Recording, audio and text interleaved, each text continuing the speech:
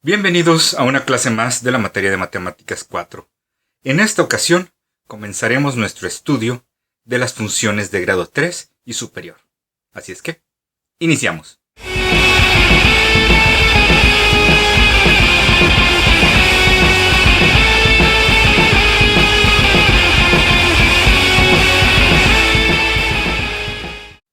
En videos anteriores ya habíamos hablado del modelo analítico, es decir, cómo se escribe una función polinomial de grado n y cómo se representan sus gráficas, es decir, el modelo gráfico, el comportamiento general de una función polinomial de grado n. Y lo fuimos analizando grado por grado, no sé si se acuerdan, que una de grado 0, que era constante, su gráfica era de esta forma, que una de grado 1 era lineal y iba de menos infinito hasta infinito, una cuadrática positiva viene de arriba, gira y se regresa, etc. Vamos a recordarlo muy rápidamente, empezando por el modelo analítico. Ustedes recordarán que una función polinomial es an, x a la n, más, etc. Ahí los numeritos, las n se iban disminuyendo hasta llegar a un a2x cuadrada más a1x más ac. En esa ocasión habíamos mencionado que este término era el término independiente o el término constante. Y habíamos mencionado que este término era fundamental. Vamos a llamarlo el término principal.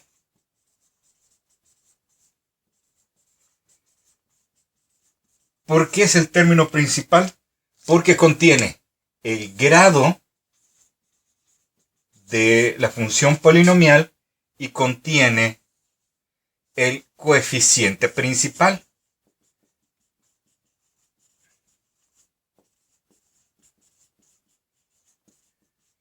El grado nos habla del comportamiento.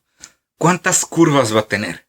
Normalmente, una función polinomial va a tener una curva menos que su grado. Es decir, que si esto es de grado 2, va a tener una sola curva. Por eso las cuadráticas son así, tienen una sola curva. Si esto es de grado 5, entonces esperamos que tenga 4 curvas.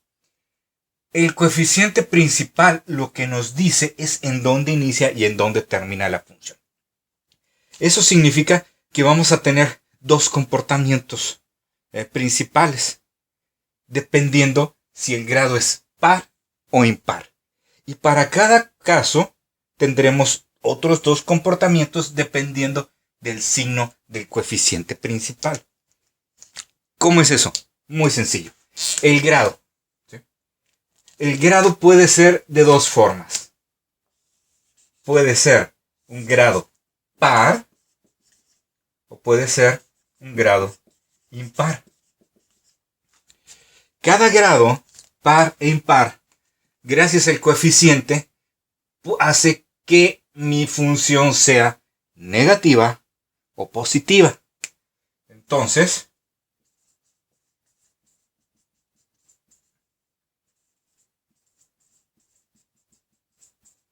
y también para el impar tendremos dos casos en que la función es negativa y la función es positiva.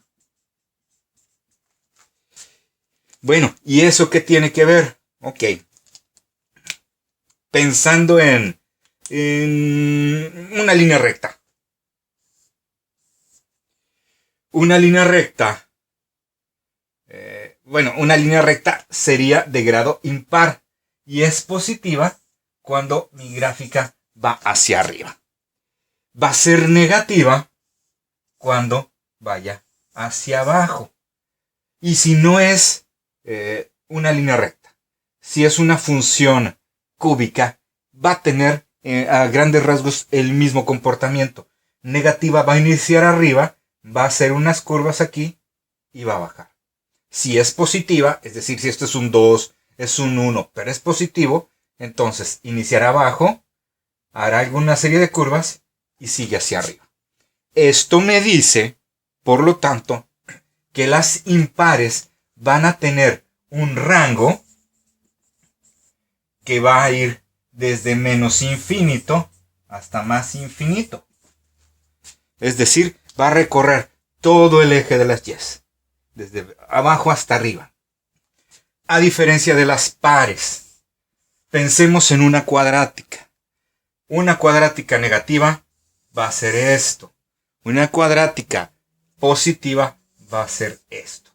¿Qué es lo que vemos? Que el rango va a depender del punto máximo o del punto mínimo. ¿De acuerdo? Además, independientemente de si es 2, 4, 6 u 8, va a ser lo mismo. En una positiva va a venir desde arriba, va a hacer una serie de curvas y se va a regresar. Y en el caso negativo va a venir de abajo, va a hacer una serie de curvas y se va a regresar. De esta forma, podemos relacionar el signo del coeficiente principal y también el grado, porque el grado nos va a hablar del número máximo de curvas que va a tener una función polinomial.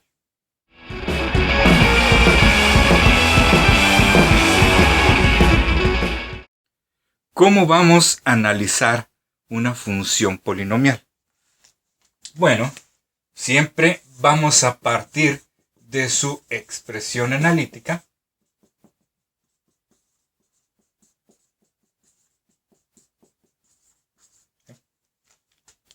Y vamos a buscar siempre las mismas cosas. Lo que hemos hecho en la función lineal y lo que hemos hecho en la función cuadrática, lo vamos a hacer también en las funciones cúbicas de grado 4, de grado 5, etc. ¿Qué es? Identificar su sentido, si es positivo o negativo. Es decir, va hacia arriba o va desde abajo hacia arriba, si es impar o de arriba hacia abajo. Y si son pares, si viene de arriba y se regresa o si viene de abajo y se regresa. Eso en un principio. También nos van a interesar el cruce en el eje de las Y, los cruces en el eje de las X. Los máximos y mínimos, ahí sí va a estar un poquito más complicado. Porque ahí necesitaríamos, para ubicarlos perfectamente, el caso no es tan simple como con una cuadrática que con una fórmula sale. No, ahí ocupamos herramientas mucho más avanzadas que aquellos que estudien cálculo diferencial lo conocerán cuando vean el tema de máximos y mínimos por medio de derivadas. Pero por lo pronto nos vamos a limitar a esas tres cosas. En dónde inicia y en dónde termina, el cruce en el eje de las Y y los cruces en el eje de las X. ¿Cómo lo vamos a hacer? El primer cruce es simple, es nada más ese. El término constante, ya lo sabemos, es el cruce en Y. O, como sería su nombre oficial, la ordenada al origen. Y los cruces en X. Si nos regresamos a lo que hicimos en la cuadrática, si ustedes lo recuerdan, lo que hacíamos en la cuadrática era agarrar esa expresión, igualarla a 0 y resolverla. Es exactamente lo mismo. Exactamente lo mismo es lo que vamos a hacer. Vamos a tomar nuestra función y agarrar ese polinomio asociado. Es decir, vamos a agarrar toda la expresión ANX a la n más AN menos 1, X a la n menos 1, etcétera, etcétera, hasta A1X más A0 igual a 0. Y todos los valores X1, X2, X3, etcétera, que hagan que esta ecuación sea igual a 0, van a ser las raíces, soluciones, cruces, ceros de la función. Vamos a tratar de dejar de lado el nombre de cruces porque, como lo veremos en un momento más, no siempre las funciones están cruzando.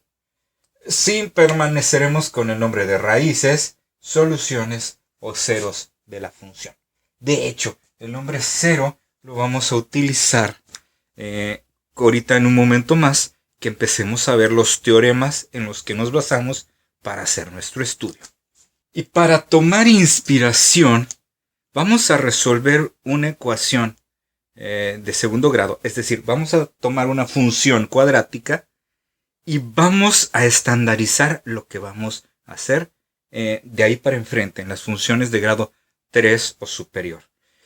La función de segundo grado que vamos a resolver nos permitirá establecer nuestra estrategia de batalla. Así es que vamos a ver el caso.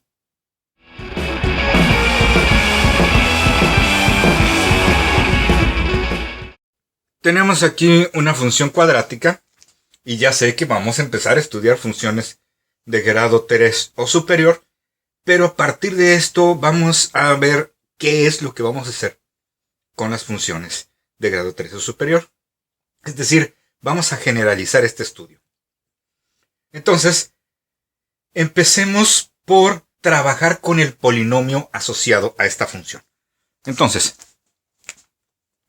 tomamos el x cuadrada menos 5x menos 14, lo igualamos a 0. Y lo que sabemos desde primer semestre, desde secundaria, es que lo puedo factorizar. ¿Siempre se va a poder factorizar? Bueno, no siempre, pero muchas veces va a poder ser así. La x cuadrada se separa como x por x. Buscamos dos números que multiplicados sean 14 y restados sean 5. Es el 2 y el 7. Para que la resta sea negativa, el mayor tiene que ser negativo. Ahora, como esta multiplicación vale 0, eso significa que x más 2 vale 0 o bien x menos 7 vale 0. De ahí llegamos a la conclusión de que x tiene que ser menos 2 o bien x tiene que ser 7 positivo. Estas son las raíces o soluciones o ceros de la función. ¿Por qué digo que se llaman ceros de la función? Porque si yo tomo estos dos valores y los sustituyo en la función, voy a obtener un 0. Fíjense, la función en menos 2 sería, la x sería menos 2 al cuadrado, 5 por menos 2 y menos 14. Menos 2 al cuadrado son 4 positivo. Menos por menos da más. 5 por 2 es 10 menos 14. Y ahí está, 4 y 10 son 14. Menos 14 es 0. Y lo mismo va a pasar con el 7. 7 al cuadrado menos 5 por 7 menos 14. Ahí está. 7 por 7 es 49, menos 5 por 7 que es 35 y menos 14. 35 y 14 es 49, 49 menos 49 es 0. Por eso estos dos valores se conocen como los ceros de la función. Entonces, estandaricemos eso. Siempre que un valor, ¿sí? Siempre que un valor, al sustituirlo en la función, me da un 0, esos valores se conocen como las soluciones o los ceros de la función. Y todavía más, fíjense. Si yo tomo la función y la factorizo, los factores están relacionados directamente con los ceros o soluciones porque los signos son contrarios. Es decir, que este numerito y este numerito, si les cambio el signo, son los ceros de las funciones. ¿Ok? Existe un teorema que se llama el teorema fundamental del álgebra. Un teorema muy antiguo. Cientos de años. Ese teorema lo que me dice es que cualquier polinomio de grado 2, de grado 3, de grado n, se puede factorizar por medio de expresiones lineales con raíces complejas o reales. El problema es que nosotros no hemos visto números complejos. Entonces, podríamos cambiarla de que en muchas ocasiones voy a poder tomar una función polinomial a(n), x a la n más etcétera, a1x más a0, y en muchas ocasiones voy a poder escribir esta función por medio de x menos r1, donde r son las raíces, por x menos r2 por etcétera hasta x menos rn.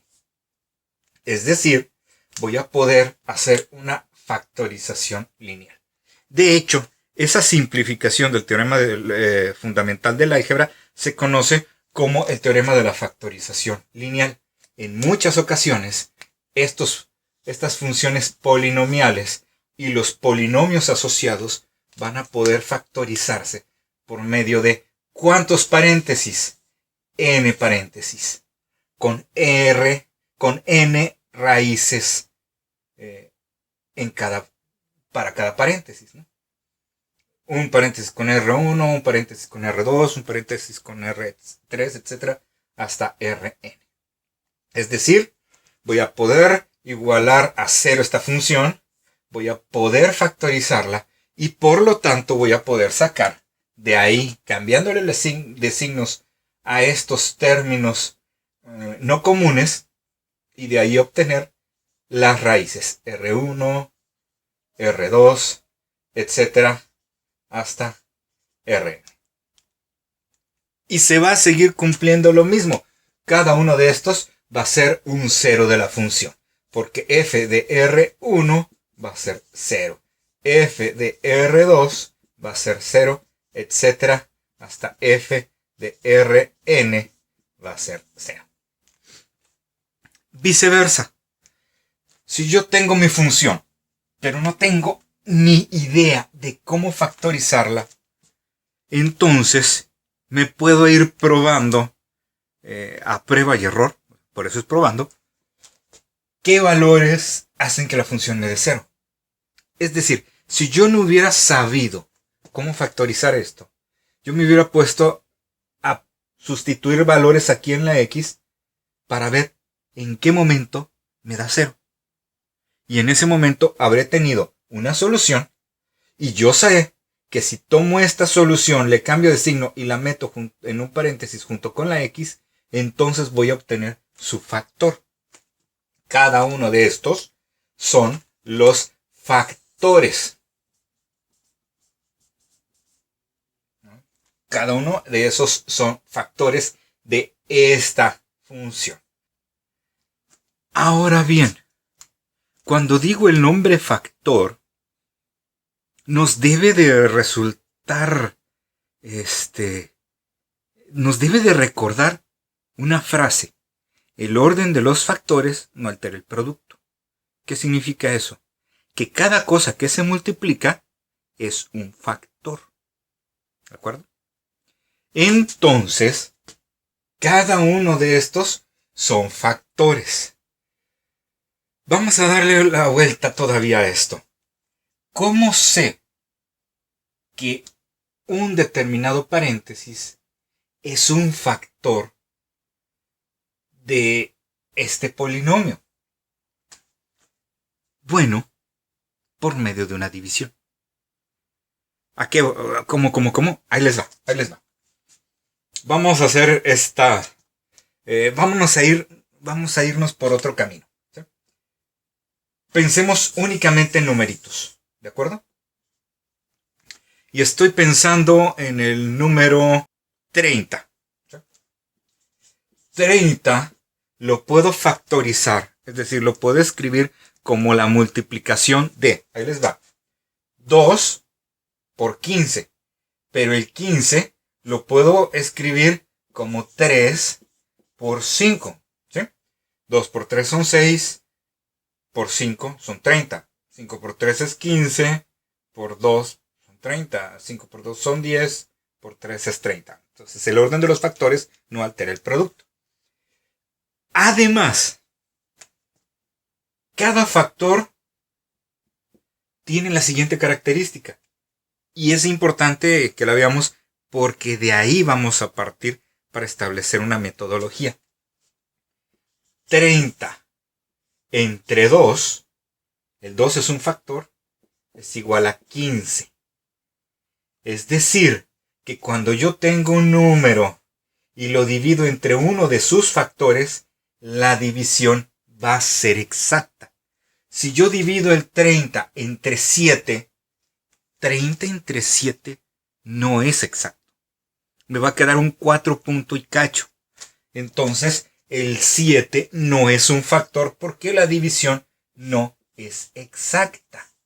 Y siempre que yo divida a este 30 entre uno de sus factores, voy a obtener una división exacta. Así va a ser igual en esto.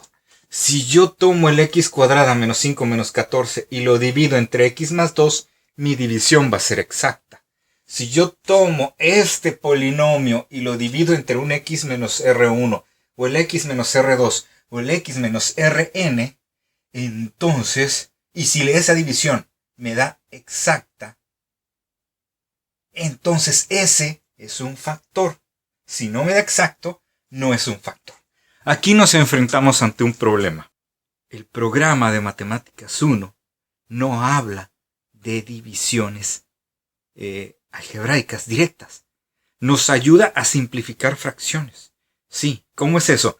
Que me pueden poner una fracción algebraica en donde la parte de arriba es una expresión cuadrática y en la parte de abajo es un x menos 2 o a lo mejor es otro polinomio. Entonces yo factorizo arriba, factorizo abajo y si veo que arriba y abajo hay un factor en común, lo elimino y así simplifico la fracción. Pero no me enseñaron a dividir. ¿Por qué? Porque ya no está en el programa. Y aquí vamos a ocupar división. Entonces, vamos a hacer un pequeño arco argumental. Me voy a ir a recordar cómo se divide entre numeritos.